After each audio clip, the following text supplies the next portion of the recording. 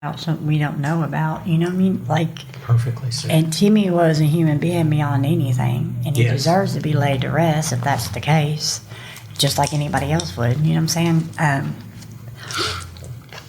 Yeah, we have funerals and stuff for a reason, you know? And because I still hope every day that Timmy walks through my door.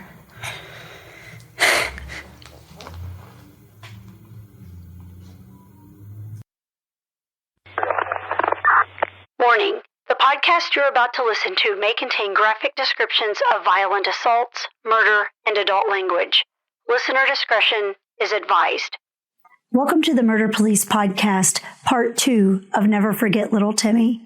In this episode, we sit down with Timmy's mother, Tammy Sterner, and his sister, Sabra Johnson, to discuss the details of Timmy's disappearance.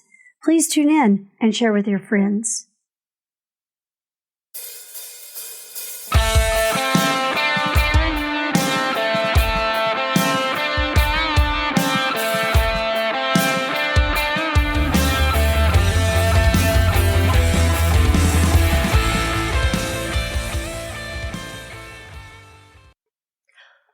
Welcome back to the Murder Police Podcast. Today we continue our discussion on Little Timmy Sterner, and we have with us today his sister Sabra and his mother Tammy.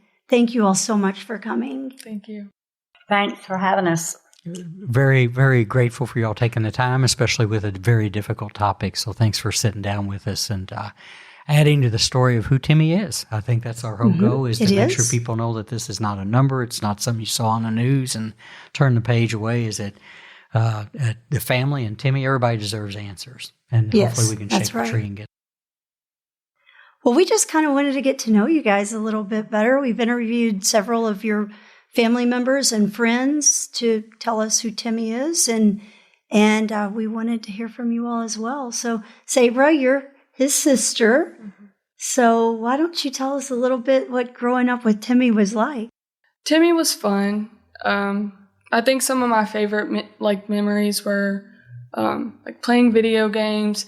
He always tried to get me and our other sister to play football in the yard. He was much better than us at the video games too. But yeah, he was fun. Do you remember what video games that he would get y'all to play? A lot of GTA and racing games like Need for Speed. Gotcha. Those type of games. Grand Theft Auto, he had. Yeah, and I asked that because that kind of sets a time frame for what's on and what's not in those days, you know. I would wake up at 3 a.m. and Timmy still be playing that game. That sounds like somebody we know. Yeah, Timmy, you gotta go to school. like our boy. He's like, I'll go. I'm like, no, you won't. Yeah, that sounds like our kid. Yeah, we do cut it off. Yeah. On school nights. We try to say no. I didn't really. Now on the weekends, he's a gamer. Yeah, I didn't really understand what the game was, and I was watching it, and they rip people out of the car and steal the car. Steal the car. I'm like, Yeah. Timmy's like, Mom, it's just a game. What was that? I saw something one time that GTA is the only place where you can spend $20 on a prostitute and light her on fire the same day.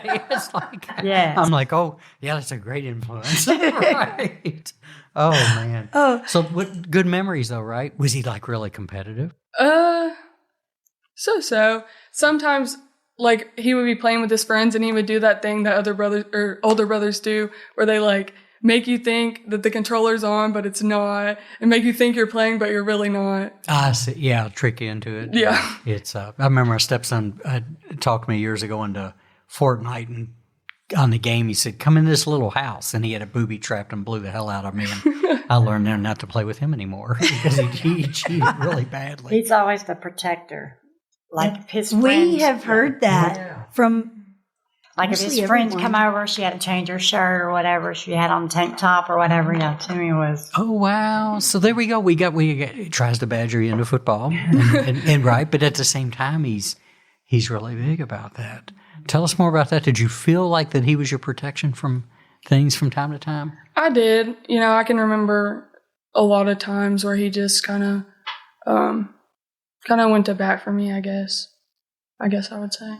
We hear that. Yeah. We hear that. People that are listening and watching are going to hear that over and over again, that it's super loyal, super a family and stuff like that too. What other kind of things was he interested in when you all were growing up? He loves sports. Like, he loves UK basketball. He would watch every single game. Oh, wow. His whole life, he just loves them. I still got his board where you name the brackets or whatever. Yeah. Oh, yeah. All right, who's the last one? He had a bunch of UK signs everywhere. He loved UK. I think when you live in this area, it's a law. Because I grew up in Louisville, and when I moved here, it was like they took me in a dark room and beat me and told me you're no longer a Cardinal fan, and you have to be a UK fan. Am I right or wrong? Yes. It's a religion in this town. So, okay, because we hadn't heard before, but he caught all the games, right? Yeah, all of them. Cool. Yeah. And I made sure he had time on his tablet to do that when he was in jail. Like, he had to watch them, so we watched them. Oh, yeah. But I think you're like either you're born a UK fan or you're not. Like, we was born into it. My mom's always been one. Mm-hmm. Yeah, so my dad. Yeah. And Tim's dad is too. Little Timmy's daddy was UK. We used to go to games all the time. Big deal here. Yeah. Big deal here. I'm serious. I used to think Louisville fans were over the edge, and I got here. Yeah, we got the wildest. Oh, God, yes, yeah. Listen, I've worked the celebrations on State Street, having things thrown at me, and I know. I always tell fire. people. Oh, yes. I mean, I tell people when I travel, I'm like, yeah, they really like couches on fire, and then they like shirts on fire. Sometimes they take them off, sometimes they don't, which I was always interested in the first one because that hurt. You could watch people, and I would never like my shirt on fire, but it's still on. But people would do that, so that's how fanatical they are. We used to live downtown when they would have the games. They would, yeah. Oh, yeah, I was on the other side of that wild. Yeah. Exactly. Trust me. Well, we've heard from Sabra about how he was as a brother. Tammy, tell us, you're his mom. Tell us how having Timmy for a son, was he a fun baby or a cranky baby? Yeah, he was my little man from the time I had him. He was the best baby. He just real short. Little Timmy didn't have like no legs.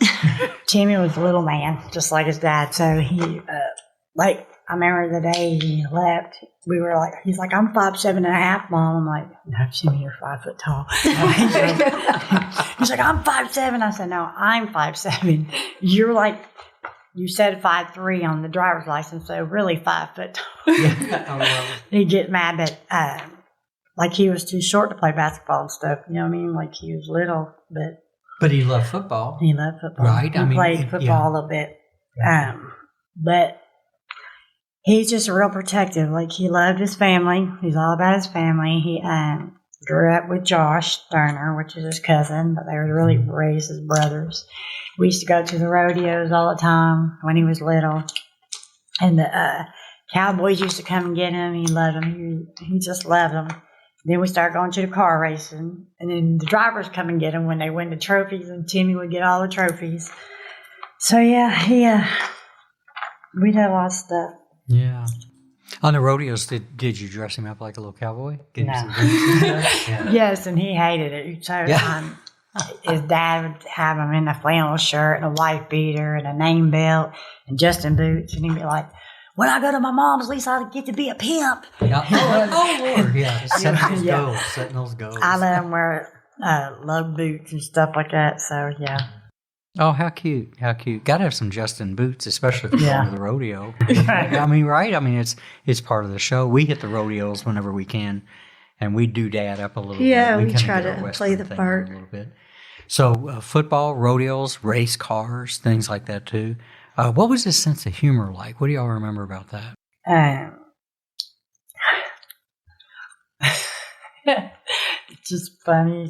I don't know. Like, my family is very obnoxious, sarcastic. So, like, a Christmas with us is just jabs. Really.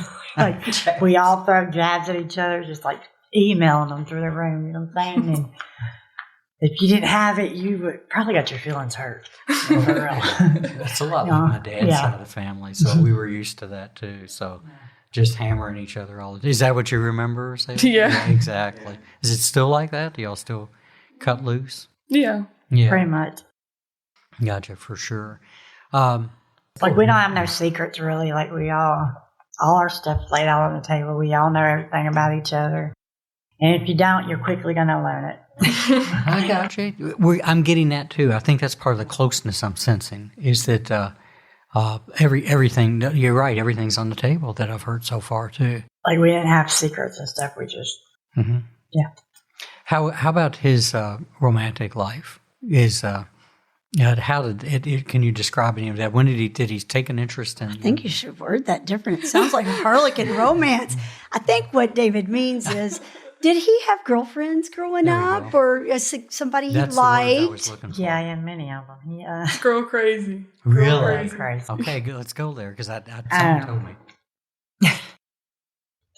He just loved them, loved women, but he was good to them. You know, I taught him you treat women good, and he did. He had one long-term relationship. I think it was Summer. Okay. I didn't know Summer really good then. I was calling in for all that. But I know he wrote me and told me about her. You know, I think they were together like 5 years. Oh, wow. She said she would talk to you on the phone. But she's in Arizona or something. Yeah, we'll try to locate her because we're virtually anybody wants to come and talk about Timmy, we're going to talk to. So we'll take care of that somehow. We'll make that work. Well, we do know, you know, in later times, Timmy went away for a stint. Yeah. Did you all, while he was incarcerated, did you all stay in touch with him with letters or phone calls? I talked to Timmy every day. Oh, wow. Unless he was in the home. Then he only got to call home once a week.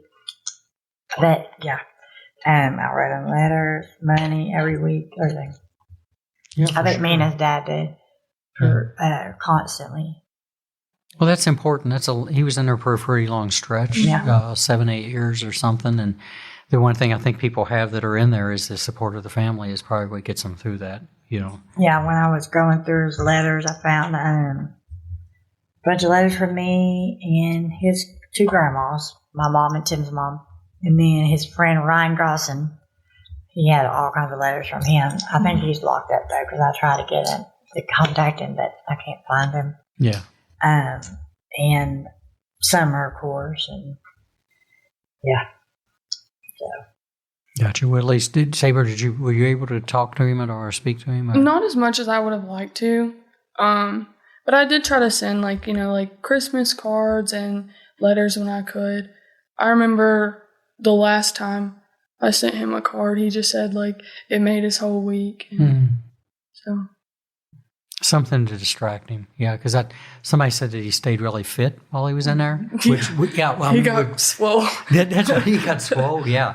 But again, I mean, what a way to occupy your mind and keep your mind in a forward direction too. Is that he was a big boy when he came out. Too big because he's a short. You know, he's a little man, and I was like, golly, kind of fire plugged on you. Yeah, exactly. Fire plugged, and he's short stature like his dad Tim, right? Yeah, that's me and Tim see eye to eye. Literally. Literally. Him and little Timmy did too, so they were the same height. Yeah, so it not because we've met a whole lot, but because I'm a short guy. In my dad's side of the family, it's all jockeys and stuff like that. So. Yeah, he would hate, if he was listening, he would hate us talking about how short he is on the air. 5'7". We'll just go with 5'7", yeah, 5'7", okay? exactly. He's 5'7". Exactly. So, Tammy, we understand he had gotten out and you went and got him and brought him home. Can you tell us about that? Well, I went and picked him up. He was supposed to got out in the middle of the month, but they let him out on the first Monday of the month. So we picked him up. We watched that's when they had the eclipse. Okay. Yeah. So we watched that, and we went to Cracker Barrel and ate and just drove home and talked. And Timmy was on his phone. I brought his phone and stuff to him, and he stayed on his phone. I was like, dang, you got all these, what's going on? You've been gone forever. You got all these pictures and stuff on the phone. He was like, look, Mom, that ain't heard it. He said, Mom, they got these filters now. I said, yeah, let me catfishing you. Catfishing? Hell, that's too good. But yeah, he stayed on the phone all night talking to all his little friends and stuff. I heard him say, probably 4 times, oh, man, I ain't getting high no more. I'm done with that shit. I'm not going back there. So he had plans on re-engineering himself and everything, right? That's what we're hearing too, which is so good to hear. He was supposed to go to work with his dad. Yeah, good to hear. And for a guy that used to start the casework that send people there, right? That is the best thing in the world to hear. Is that I just remarked on a friend of mine on Facebook, he ran into somebody that said, "You all used to chase me back in the day," and there's nothing like watching people turn their life around, because we didn't like repeat customers. It wasn't about that, and I know so many people that did remarkable things with their life. So it's not always the negative that people make it out, and we can't write people off, right? So everything we're gathering is that he really was looking at re-entering and living his life differently. I think his dad was out of town. He just had to go back out of town. But I took Timmy to see Sandy, and he got to see my mom and Terrence. And that's it. Yeah. Like, so he didn't get to see many people, but he was on that phone. He talked to probably everybody in the world. Well, yeah, well, at least he got that. Now, on the sad side, too, that's all people have from the last contact is a Facebook call or that we've learned is that they never, because he had made plans on connecting, which obviously with as many people he could, and that they got interrupted. Well, when I went through his stuff, I found some letters that he never sent. So I give those people them letters. Mm. One was to me, one was Dad, his granny, my mom, and I think Summer and Katie. Katie was Timmy's probably first love ever in life. Okay. He loved that girl. I think they just became friends, you know, just grew into friends, and that's what they are. And always been. I think it was Timmy, Katie, Heather Bush.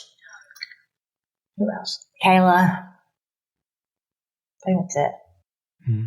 It was them four all the time. Yeah. Well, those letters have a big meaning now in his hand and his voice. Yeah, those are big because Sandy actually read the last one she got, and it was difficult to listen to. But again, the power of what that is, looking at where you're at right now, is incredible. To have a memento like that, that's got to be. So when he straightened me out, if I'm jumping ahead or anything like that, but so you pick him up, he's on the phone, which I can only imagine to contact as many people.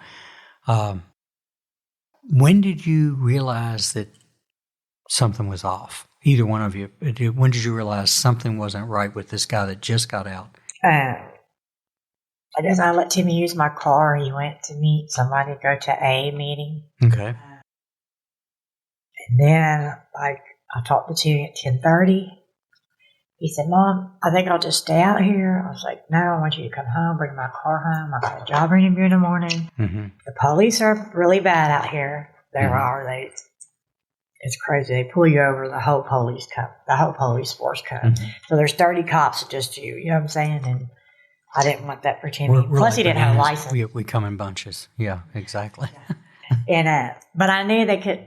You don't have to have a license to drive. You just can't drive on a suspended one. Mm-hmm. So, but I wanted Timmy to know I trusted him, and so I let him take my car. And then I got a phone call like at 11:47 or 12:47. I think it was 12:47.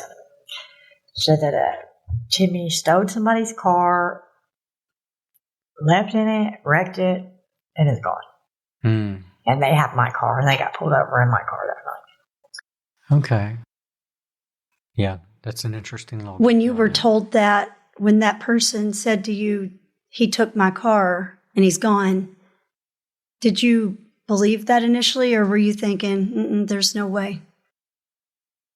Why would Timmy take the car? He had a car. Fully insured. It's insurance paid up for a year. Permission to drive it. Mm-hmm. And my son, okay, so for me, I don't care about none of that. That's the material thing. As long as you're home and you're fine, I'm okay. You don't even have to bring the car home. Right. And Timmy knew that about me. Like, my son's not going to say, "Hey, will you pull my mom's car up the driveway? I'm scared I'll tear the bottom up." Timmy will tear the bottom up and bring it home and be like, "Mom, sorry, man. I'll get it fixed for you. David's a good mechanic." You know, that's just Timmy, you know what I mean? Yeah. He knew, but as long as he's okay, I'm okay. It didn't matter. He didn't have to bring the car home. The car can come with no wheels, no windows, nothing. As long as Timmy came home and he was okay. That's a mom. I think it just didn't make sense. Did your mom call you and tell you about it, Sabra? Is that how you found out? Well, that day we had talked about making plans, and I know he had talked to our sister as well about going and seeing our nieces and nephew. And then that night, it was my grandma that called me at about right before 3 in the morning, and was saying that he was just gone. And so, of course, I was like, that doesn't make any sense. So, yeah. What did you think when you heard that? Were you thinking that don't sound right? Yeah, I was. Yeah. So then at that point, I guess you all are kind of sitting around waiting. It's probably now breakfast time. He's still not home. No, I went back down there that morning. I got home like at 5 o'clock from getting my car. I went down there and got my car that night, and I searched for Timmy that night, and I didn't see him out there because he only had one shoe on. They had one of his shoes. They had his phone, my car, and my car keys. Everything in his pockets. Everything out of Timmy's Everything pockets. he had, and one of his shoes. So what did you say? This don't look right. When they had Timmy's phone, I knew something was bad happened. Something odd. And again, we'll steer from a lot of intimate details, but everything that we've talked about, Because I always taught Timmy, your phone is your lifeline. Sure. As long as you have that, you can call, get out, you can call me, anybody. You know what I'm saying? That's your lifeline, no matter what. If you got a phone, you're good. Yeah. So that's one of those dots that's not connecting.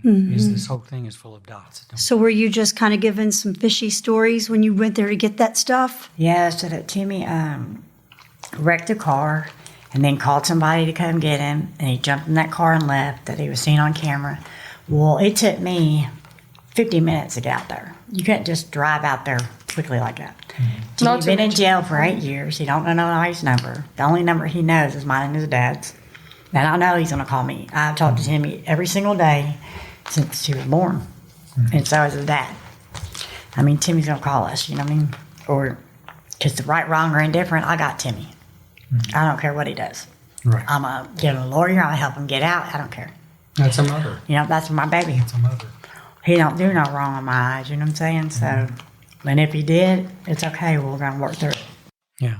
So that's a whole story that gets your all's attention quite a bit, too. I think it's, not to mention that there's no cell phone signal out there. Good point. And his phone was smashed. Yeah, we're talking a pretty rural area down by the river, and here in Kentucky we call those hollers. Some people may not understand what that is. It's a way to either say hello or a place you live. Yeah. Right. And but it's true is that when you get down to what we in that part of Jessamine County or Fayette County, your phone just doesn't work. It's just it's in a tight valley. That's what a holler is, especially next to a body of water. So there's another thing that said the dots aren't connecting. Is that supposedly a phone call's made when phone calls don't work for anybody else. Yeah. Well, did they tell you, Tammy, how the phone got cracked and how they got his shoe and the contents in his pocket? Said that when Timmy wrecked the car, that the shoe was left in the car. They found his phone in the middle of the road smashed, like he broke it. And they had my car, because she was moving my car for Timmy because he was scared to move my car up the driveway, afraid he would tear it up. So he asked her to move it. So she was moving my car, and he was supposed to be moving her car. And then he just jumps in her car and takes off and vanishes. So then she said that Timmy used her cell phone because it was left in her car when he stole it to call somebody to come get him. And the other girl said, well, how do you use your phone? You have a lock on your phone. She said, no, I don't. And the girl said, yes, I do. I was like, I just started laughing. I said, y'all better come up with a better story than this because I'm coming back in the morning. Yeah, there was a lot circulating about that they saw him smash the phone and get into a vehicle, that he used their phone and they accidentally deleted the call from their call logs, and there was a lot of stuff can I get the last number he called in from your phone? She said, well, I deleted them. And I think another thing that sent off alarm bells was that his shoe was seen in the passenger seat of the vehicle. Yeah, in the passenger seat, and then so you've got somebody that's missing one shoe that's just taken off too. And again, just for the listeners and watchers, if they're jumping into this episode without the full wind-up, one thing we share without the address is that Timmy went to a place, a known location where he's last seen, and there were people, more than one person that's at that scene, which lends to the suspicion of this thing as to how does somebody just vanish from that. So for the listeners that are catching up, you need to go back and listen to the other episodes to get the full picture. But that's the stuff that makes this something different than, because, one thing you could theorize is that they left. And some adults leave. But these are the suspicious circumstances that would walk us away from somebody just leaving. Yeah, there was other things, too, that I thought were suspicious. But also, just to provide context, it was very cold that night. There we go. And it was raining really bad. Mm-hmm. It was raining bad, and he wasn't properly dressed. Crocodile Dundee. He's not no country boy. He's very much a... Somebody made that clear. That he had nothing to do with being outdoors. That he didn't. So very much a pretty Ricky little... pretty boy Floyd, what he called himself. Yeah, he would change shirts 3 times a day. Yeah, so this was there we go. Yeah. And that's so for him to just run out in the cold, in the dark, when you can't see anything with one shoe, not have a jacket on or anything like that. That's just And again, to paint a picture for what this is like that people don't know, this is in a holler like that. Dark is a whole nother word. Cold is a whole other word because the temperatures are grossly different under by that body of water and whatever.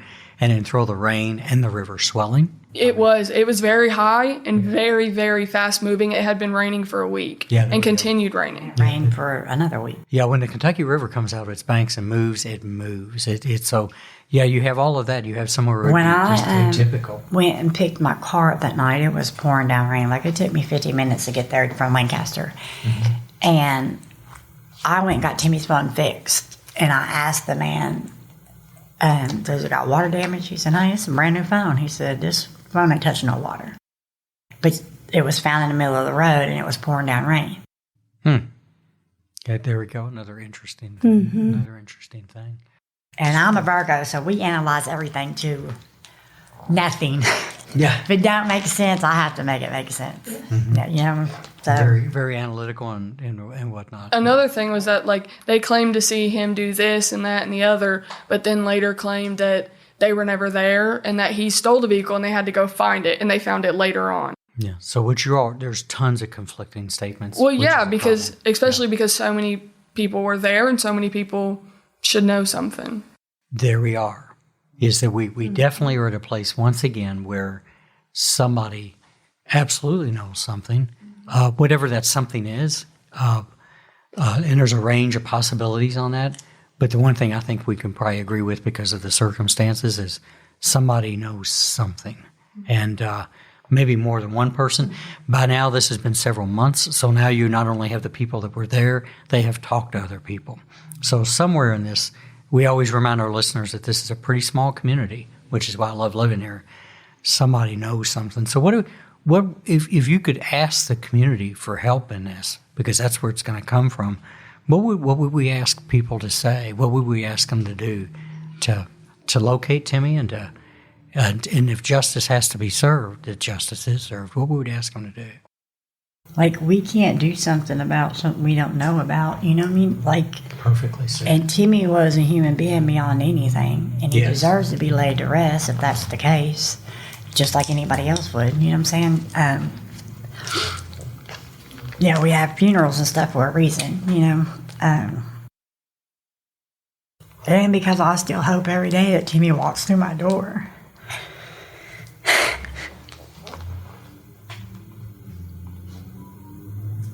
And there's that thing. I don't think we should lose that hope that might happen one day. And then you could yell at him for not saying, but we know that somebody has answers. Yeah. What would you, Sabra? What would you ask people in the community? I would say speak up so that we can bring him home. That's it. If you know something, if you've seen something, say something. Amen. Absolutely. Because if it was somebody else's kid, we would say something. There's a difference between ratting for drugs and getting yourself out of trouble, inhumane, right and wrong. There's a big difference between all that. That is so true, Tammy. That's so, and a guy that was in the business for almost 30 years, you're right. There's a huge difference in what that is, and just doing the right damn thing for a family. Those are. I don't think I've heard it put that clearly before. Is that excellent? Mm-hmm. That's the difference in this, and if people should put themselves in your all's shoes, and they should think what that would feel like. Maybe remember that if people did him harm and did something wrong, that until those people are brought to justice, that they're open and vulnerable to the same thing as well. But man, at some point, doing the right thing, that's not being a snitch or a rat. That's just being human, and getting answers back too for those people. I think that's what still frustrates me about all of this. The answers are inside whoever was down there and the people that they know right now. Yeah, there has to be somebody that knows something with a conscience. I clear your conscience. I think also with all the amount of people that was there that night, if he took off in a car, supposedly, why is nobody chasing him? Why is nobody going after him to see where he's going? How far, Tammy, was that car wrecked from the residence? Like just a couple of feet or a couple miles? I would say it took me maybe 2 minutes to get to the residence from the wreck site. So you would think if I know if somebody took off in my car and there's another car sitting there, I'm going to follow to see where they're going. I do know the girl got charged with falsifying a police report and leaving a scene of accident.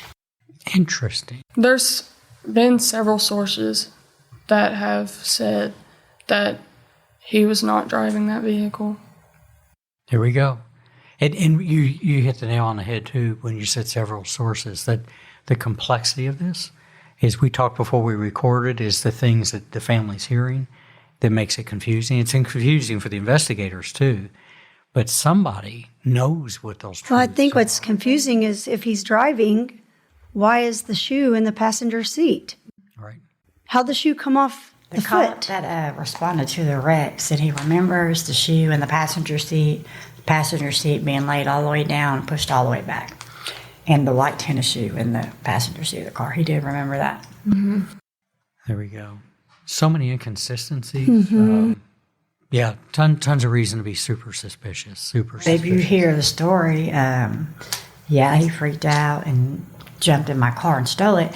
You still leave some kind of doubt in your mind. Maybe it did happen. Maybe he did steal a car and take it. You know what I'm saying? But even if you went there, you're a reasonable person, and this is who you are because you think these things to the end. What's after that? See, there's the thing is that if we're being told some BS on that, that's the problem with it. There's no after that. So you got shoeless Joe Jackson. He's missing a shoe. It's cold. It's wet. He's not down for that to begin with. In a holler in the middle of the night. I mean, it's pitch black. You can't see 2 feet in front of your face. Yeah. You can't see anything out there. And that is not Timmy. Timmy is not about to stay in no holler during the pouring rain for 10 minutes. With one shoe on. And I was up and down that road, so if Timmy was hiding somewhere, he would know that was me, and he would come out there. I believe that. Timmy knows I'm going to take him. I'm hide him, move him out of state. I don't care. I'm going to take care of my baby, you know what I mean? Sure. So, that's what moms do. Yeah. That's what they do. So I guess we need people to cough it up. We need people. You said it best, Sabra, is that if you've got a conscience, let's let that go. I always say, and I've said it before, we can say, I don't know how people walk around with that in their heart and on their shoulders, but I unfortunately met too many people that did, and I never understood it. And I will say this, that I always looked at them and thought, you're really as guilty as the people that have been hiding the truth. You can't lie about that. There's no such thing. You're part and parcel and you're in. I would get that stuff off my soul as fast as possible. I would get that off. And you said it best, both of you did. Imagine if this was your family member. That's what we're looking for. Our hope by doing this podcast and talking to all of you, friends, family, is to get out there not just who Timmy is, but we're hoping that somebody who knows what happened, like we've said, will come forward. I don't know that the people that are responsible for this has the courage to come forward. I really don't think they do. One would think that you wouldn't want that on your conscience or on your soul to have been so deceitful and bad. But our hope is that somebody knows something and they're going to tell on those people. And David, you've often said before, if you know and law enforcement finds out that you know and you're withholding it, you're just as guilty and you're going to get in trouble too. Right. So if you know, whomever you are, First one that Let comes, it go. and I'm not the detective. I haven't spoke to the detective yet, so I can't make a promise, but I will tell you from practice. First ones that come to the table with the right information usually benefit because they're the ones that answer the questions that you all need. And it's not a game. If everybody holds on, everybody will take a severe ride together. So somebody that is involved in this needs to think of themselves in that way and work your ass out of what's about to happen, because I still feel that solvability is really high. I really feel like that this is going to crack loose. I think so too, just because all of the pieces to the puzzle are there. There we go. And they all fit together. It's just that one missing piece to complete it. And somebody knows that And I missing promise piece. you, as I sit here, I will find my son and lay him to rest like he should be. If it's till I take my last breath, I'm going to look for Timmy and go find Timmy. But we're actually doing a lot of praying for that too, is that you all get the answers. But yeah, so if somebody that was there is listening, which I think might happen, I'm pretty sure, choke it up. And if you know somebody was there and they've shared information to you that would be beneficial, you're now obligated to choke that up. You might as well been there that night. So there's nobody, if they're carrying that in their heart, they need to. They need to report that. Yeah. Yeah, I really thought that we would hear something. We had $25,000 on Timmy's head first week. We want to keep that out too, that there's a $25,000 reward. Well, it's 15 now. 15? Yeah. That's still but- $15K. Yeah. So people are listening. Think about what you got to bring the right information forward, obviously. But I don't And know. here's the thing. It could be somebody else's son next time. You know what I'm saying? This stuff usually don't start or stop with one person. That's right. You know what I mean? Once people have the capability. If you're that comfortable, I say he's not the first one. You know? People who can do this or hang around are wired differently than you and me. So you're right. They're completely different in that aspect. And that's a spooky thing with it too. So we could do a whole lot if somebody would just call with the right information. We could protect the rest of the community. We could get you answers. If, God forbid, it's a matter of recovering him to bring him home for a burial, then you can get that to start moving through that part of y'all's life, that we could do that. But Because they're out playing God, and that you can't give or take somebody's life. That's God's thing. So, yeah. Well, we thank you all so much for coming, and we're going to continue to dig away and hope that we can get you all some answers. We really do. You all deserve that. So thank you for taking the time to come talk with us today. Thank you. Like David said, you all are certainly in our prayers. This is, we said last night, I don't think there's a case that we've ever really kind of gotten this close to, really. So it's, it's certainly been on our minds since it was brought to us to introduce it. So thank you all again. Thank you so much. thank you. Wonderful people. Hey, you know there's more to the story, so go download the next episode like the true crime fan that you are. The Murder Police podcast is hosted by Wendy and David Lyons and was created to honor the lives of crime victims, so their names are never forgotten. It is produced, recorded, and edited by David Lyons. The Murder Police podcast can be found on your favorite Apple or Android podcast platform, as well as at murderpolicepodcast.com, where you will find show notes, transcripts, information about our presenters, and a link to the official Murder Police podcast merch store, where you can purchase a huge variety of Murder Police podcast swag. We are also on Facebook, Instagram, and YouTube, which is closed caption for those that are hearing impaired. Just search for the Murder Police podcast and you will find us. If you have enjoyed this podcast, please subscribe for more and give us 5 stars and a written review on Apple Podcasts or wherever you download your podcasts. Make sure you set your player to automatically download new episodes so you get the new ones as soon as they drop. And please tell your friends. Lock it down, Judy.